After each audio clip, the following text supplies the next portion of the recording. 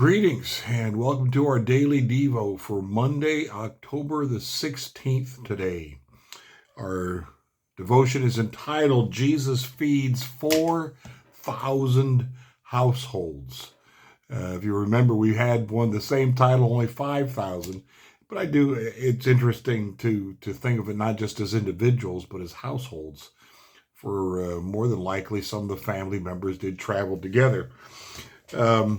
Matthew 15, Mark 7 are cited here. Matthew 15:32 is the verse that's quoted. I have compassion for these people. I have compassion for these people. What happened to this place? We've all had the experience of visiting a hometown or favorite getaway only to find it different than we remembered. This story is about that kind of change. Let's start with location.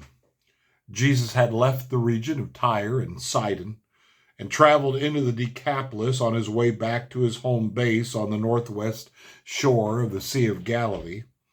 The Decapolis on the east side of the Sea of Galilee stood in dramatic contrast with the observant Jewish world on the northwest side of the lake. This was Gentile country, a place in which people ate pork and did not observe the Sabbath.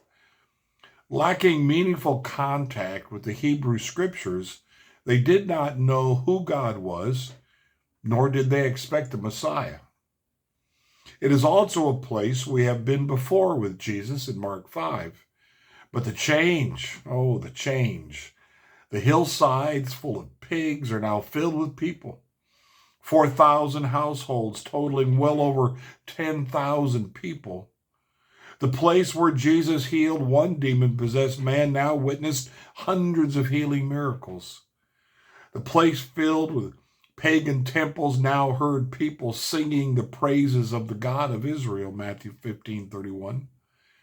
And the people who once pleaded with Jesus to leave their land now cannot get enough of him.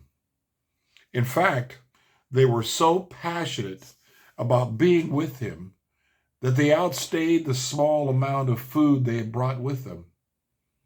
Rather than send them away, Jesus had compassion on them and turned a small number of fish and modest amount of bread into a feast that satisfied everyone there and showed Jesus' love and concern for the Gentile world. What caused this place to look so different? Jesus changed one man. And the Holy Spirit worked through that one man to change the Decapolis.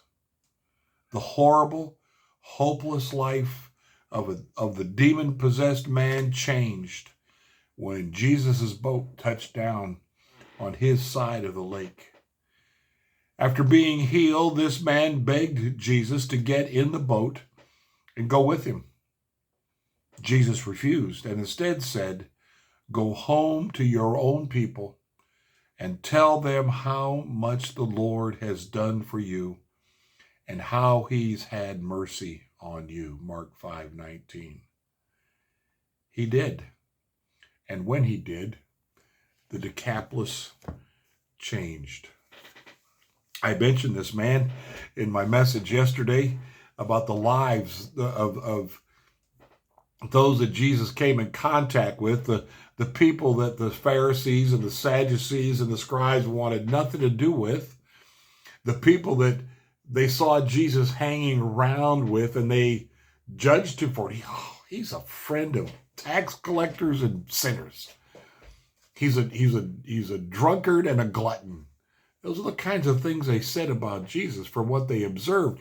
But his last line in that passage we looked at in Matthew 11 is that wisdom is proven by her deeds. In other words, what are the results of the deeds?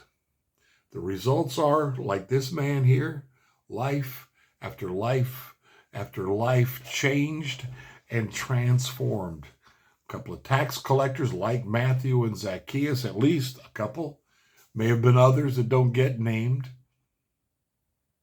Those who were seen as active sinners and those who were just considered sinners because they had jobs that made them ceremonially unclean. Lives changed. In one instance, he sits down with that woman at the well. Before you know it, there's a whole town coming out to see Jesus and to hear and to make up their own mind on him. To change one life can go far beyond the change of just one life. That's why it's important we be diligent about that. We here in the West, we want to see the day of Pentecost kind of stuff where 3,000 people get added to the church in one day. How about one soul added to the church? And then another.